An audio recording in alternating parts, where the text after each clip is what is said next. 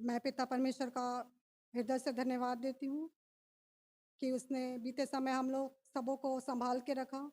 धन्यवाद देती हूँ कि उसने मुझे इस योग्य समझा कि मैं उसके भवन में खड़े होकर के उसके नाम का जय-जयकार करने वाली बन सकूँ, उसके वचन को बताने वाली हो सकूँ। धन्यवाद देती हूँ उसके लिए।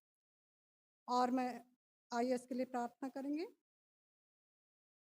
धन्यवाद, धन्यवाद, धन्यवाद देती पिता परमेश्वर, आपके पाक चरणों में आती मेरे राजा।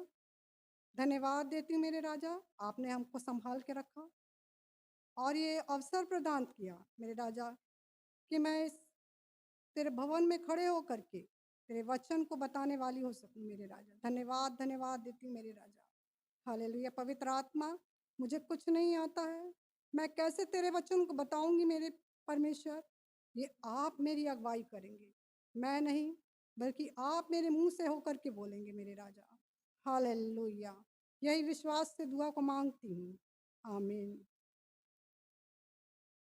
वचन को शुरू करने से पहले मैं आपके सम्मुख उसकी स्तुति में एक गीत गाऊँगी, परमेश्वर को महिमा मिले।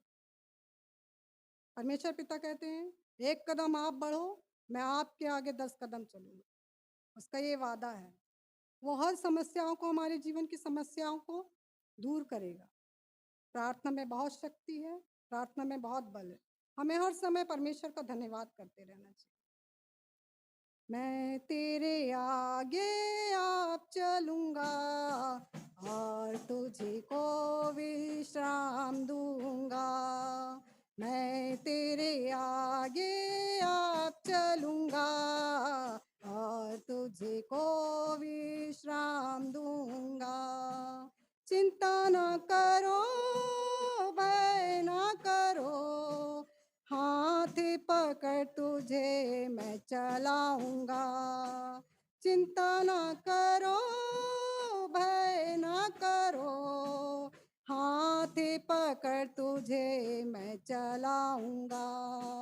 मैं तेरे आगे आप चलूंगा और तुझे को विश्राम दूंगा। मैं तेरे आगे आप चलूँगा और तुझे को विश्राम दूँगा। लाल समुद्र तेरे लिए रास्ता खोलेगा, शैतान की सारी सेना नाश हो जाएगी। यरदन नदी भी हटकर बहेगी, जीवन का फाटक तुम्हें स्वागत करेगा। लाल समुद्र तेरे लिए रास्ता खोलेगा, शैतान की सारी सेना नाश हो जाएगी। यरदन नदी भी हटकर बहेगी, जीवन का फाटक तुम्हें स्वागत करेगा। मैं तेरे आगे आप चलूँगा और तुझे को विश्राम दूँगा। मैं तेरे आगे आप चलूँगा और तुझे को विश्राम दूँगा। चिंता ना करो, भय ना करो, हाथ पकड़ तुझे मैं चलाऊंगा। मैं तेरे आगे आप चलूंगा और तुझे को विश्राम दूंगा। डेरे के निकट कोई दुख न आएगा, मार्गों में दूत तेरी रक्षा करेगा। पाँव में पत्थर से ठेस न लगे, स्वर्गदूत हाथों में उठा ले जाएगा। तेरे के निकट कोई दुख न आएगा, मार्गों में दूत तेरी रक्षा करेगा। पाँव में पत्थर से ठेस न लगे, स्वर्गदूत हाथों में उठा ले जाएगा। मैं तेरे आगे आप चलूँगा और तुझे को विश्राम दूँगा। मैं तेरे तुझे को विश्राम दूंगा। चिंता न करो, भय न करो, हाथ पकड़ तुझे मैं चलाऊंगा। मैं तेरे आगे आप चलूंगा और तुझे को विश्राम दूंगा। फरात का पानी भी मीठा लगेगा, यरीहो की शहर पनागे पड़ेगी। सूर्य चंद्रमा की गति थम जाएगी, जीवन की ज्योति तुम्हें ले जाएगी। फरात का पानी भी मीठा लगेगा, यरीहो की शहर पनागे पड़ेगी। सूर्य चंद्रमा की गति थम जाएगी, जीवन की ज्योति तुम्हें ले जाएगी। मैं तेरे आगे आप चलूंगा और तुझे को विश्राम दूंगा। मैं तेरे आगे आप चलूंगा और तुझे को विश्राम दूंगा। चिंता न करो, भय न करो, हाथ पकड़ तुझे मैं चलाऊंगा। चिंता न करो, भय न करो, हाथ पकड़ तुझे मैं चलाऊंगा। ला ला ला ला ला ला ला ला ला ला ला ला ला ला ला ला ला ला ला।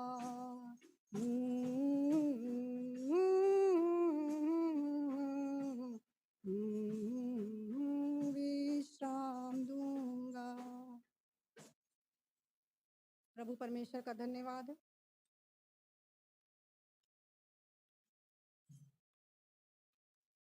आप सभी को प्रभु यीशु मसीह के नाम में जय मसीह की।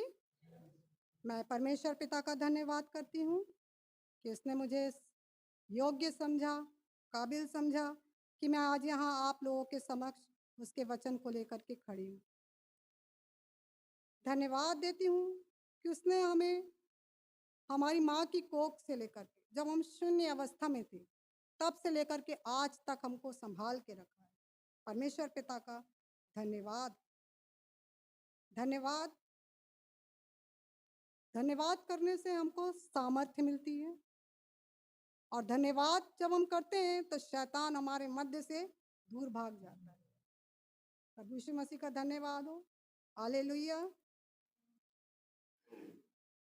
मैं आप सभी के सामने एक क्वेश्चन रखती हूँ कि जो वृक्ष होता है वो किसके द्वारा पहचाना जाता है? फल के द्वारा, है ना? तो हम मसीही भी अपने फल के द्वारा पहचाने जाते हैं। हमारे अंदर भी आत्मा रूपी वृक्ष में फल होना बहुत जरूरी है।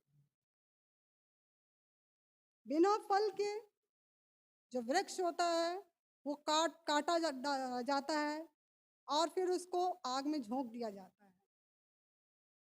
वचन में यदि हम देखें तो जब यीशु मसीह को भूख लगी थी और वो अंजीर के वृक्ष के पास गए, के नीचे गए, और उन्होंने देखा कि अंजीर इस वृक्ष में तो कोई फल नहीं है, तो उसके लिए उन्होंने एक वाक्य कहा था कि अब से तुझ में कोई फल ना लगे। उस वृक्ष के लिए कहा था। अंजीर में तो होते हैं, फल लगते हैं अभी भी, लेकिन उस वृक्ष के लिए कहा था, उस वृक्ष विशेष कि तुझ में कोई फल अब से नहीं लगेगा। हालेलुया। धन्यवाद देते हैं। अब वो 9 जो फल हैं आत्मा के, वो कौन कौन से हैं उसको यदि हम देखें तो पवित्र शास्त्र में गलातियों 5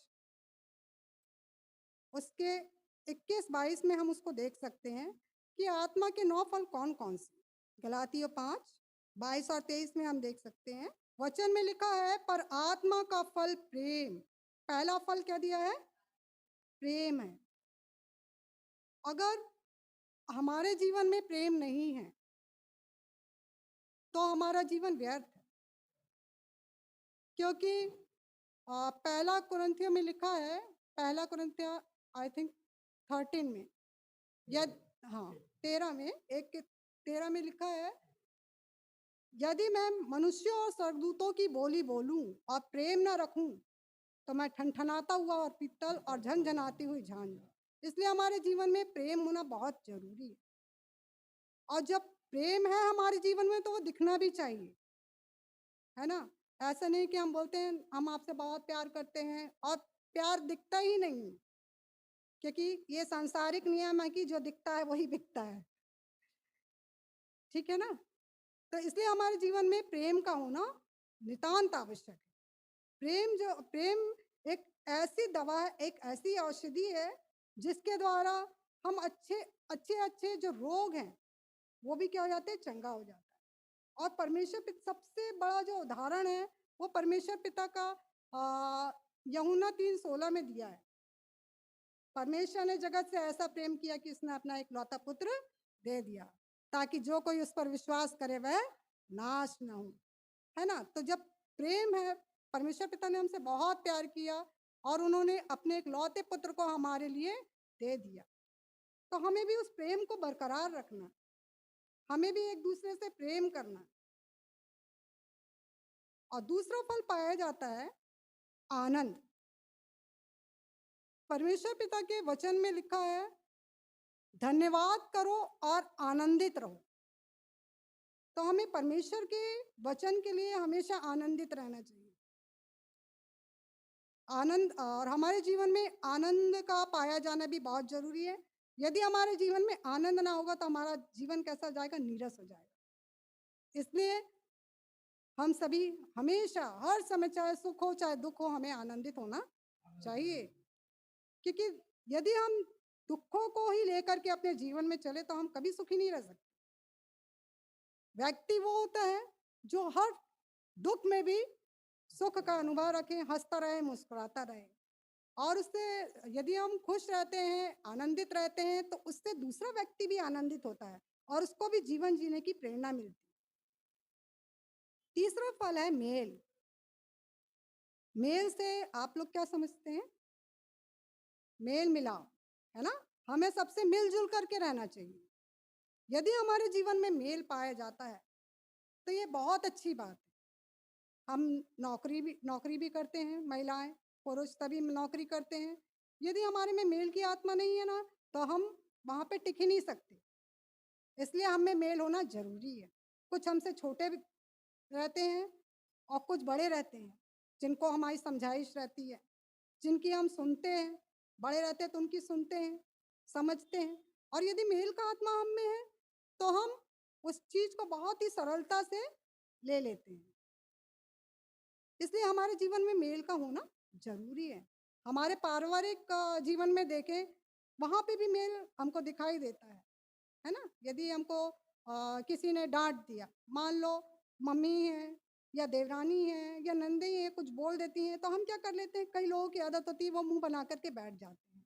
या हमारे बाहर के जीवन में भी देखो तो ऐसा हो जाता है ना। कई एक बातें होती हैं जो अशोभनीय होती, अच्छी नहीं लगती हैं, है ना।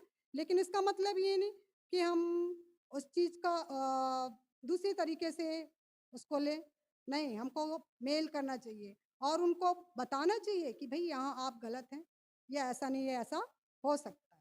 सो हमें मेल मिलाप की भी आत्मा होना चाहिए। फिर नेक्स्ट इसका जो फल है वो है धीरज। सबसे बड़ा जो फल है वो धीरज। यदि व्यक्ति में धीरज पाया जाता है तो फिर तो उसके जीवन की बात ही अलग है। धैर्य हमारे जीवन में सबसे बड़ा, धैर्य रख करके बहुत कुछ हो सकता है ना। हम थोड़ा सा धैर्य रखते हैं तो हमारे जीवन में बड़े बड़े ईश्वर चमत्कार करता है। हम प्रार्थना करते हैं, ईश्वर बाप ऐसा हो जाए, ईश्वर बाप ऐसा, एक के बाद एक के बाद एक के बाद डिमांड करते हैं। थोड़ा सा हमें धैर्य भी रखना चाहिए, है ना। और कई एक लोग ऐसे होते हैं जो प्रार्थना किए नहीं कि उनको ये लगता है कि बिल्कुल डन एंड डन हो जाए। ऐसा नहीं, परमेश्वर पिता भी हमारी परीक्षा लेते हैं कि हम उसके विश्वास में अटल हैं कि नहीं, हमें धैर्य है या नहीं, संयम है या नहीं, ये सब देखा जाता है। इसलिए हमें धैर्य की आत्मा होना बहुत जरूरी है। फिर कृपा, ये जो फल है कृपा, हम लोगों से चाहते तो बहुत है कि हाँ हमको ये दे दीजिए, हमारे लिए ये कर दीजिए, लेकिन हमारे मन में भी दया होना चाहिए, कृपा होना चाहिए, क्योंकि ईश्वर की कृपा हम पर है।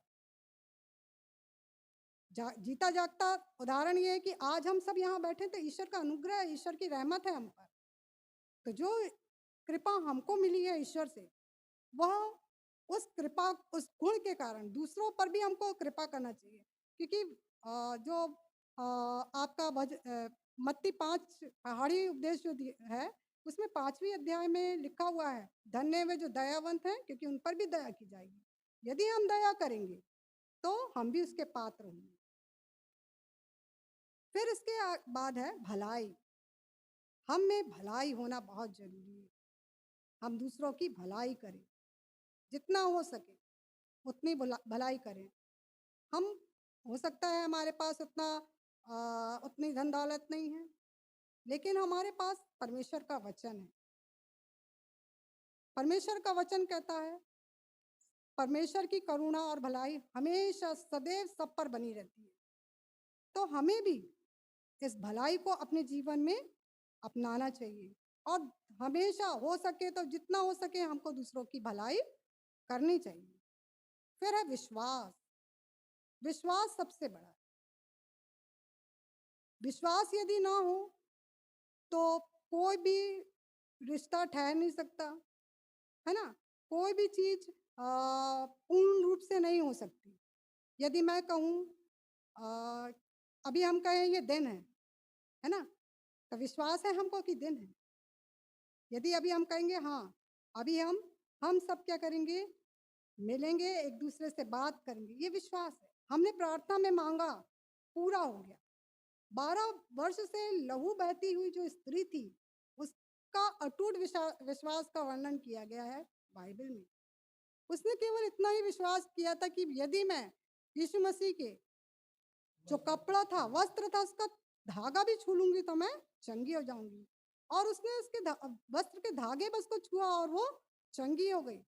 और जब परमेश्वर पिता की जब यीशु मसीह ने को पता चला कि हाँ मेरे शरीर से सामर्थ्य निकली है, तो उन्होंने बोला भी कि किसने मुझको छुआ, तब वो उसके पास आई और गिड़गिड़ाती हुई उसने अपनी व्यथा का वर्णन किया। तो यीशु मसीह ने भी इस चीज को सराहा कि इसके विश्वास ने इसको चंगा किया। और इसके बाद है नम्रता। हम में नम्रता होना बहुत जरूरी है। ये जो गुण है नम्रता का, बहुत ही जरूरी है। हमारी जो वाणी है ये कैसी होनी चाहिए, नम्र होनी चाहिए, है ना। इसके लिए दोहा भी है, मीठी वाणी बोलिए मन का आपा कोई, औरन को शीतल करे आपू शीतल, है ना। नम्रता होनी चाहिए। इसलिए हम जब भी किसी से बात करें तो कठोर वाणी का कभी प्रयोग ना करें। हो सकता है उस वाणी से ऐसी कौन सी बात है, ऐसी कौन सी चीज़ है जो जा करके दिल को छू जाए। इसलिए हम जब भी किसी से बातें करें बहुत ही नम्र होकर के बोले। इसके बाद जो फल पाया जाता है वो संयम। संयम जिसको हम संतोष भी बोल सकते हैं। ये चीज़ होना हमारे जीवन में बहुत जरूरी है। यदि हमें संतोष नहीं है, संयम की भावना नहीं है, तो हमारा जीवन व्यर्थ ही है ना। वो व्यक्ति, हमारे जीवन की बहुत सी अभिलाषाएं होती हैं, कभी अभिलाषाएं पूरी होती हैं और कभी नहीं होती हैं, है ना। इसको इसलिए हमको क्या रखना चाहिए, संयम। आज नहीं तो कल हमारे लिए काम पूरा होगा। हमको संयम रख करके ईश्वर की राह में आगे बढ़ना चाहिए। अब ये लिखा है, ऐसे कामों के विरोध में कोई भी व्यवस्था नहीं है। तो ये ऐसे काम है ही नहीं जिसका कि कोई विरोध कर सके। इसलिए मैं परमेश्वर पिता का धन्यवाद देती हूँ कि उसके वचन के माध्यम से हमको ये आत्मा के 9 फल बताए गए हैं, जिसको हम अपने जीवन में अनुसरण करके आगे बढ़ सकते हैं और अपने जीवन को, आत्मिक और सांसारिक जीवन को सुखमय बना सकते हैं। परमेश्वर पिता का धन्यवाद।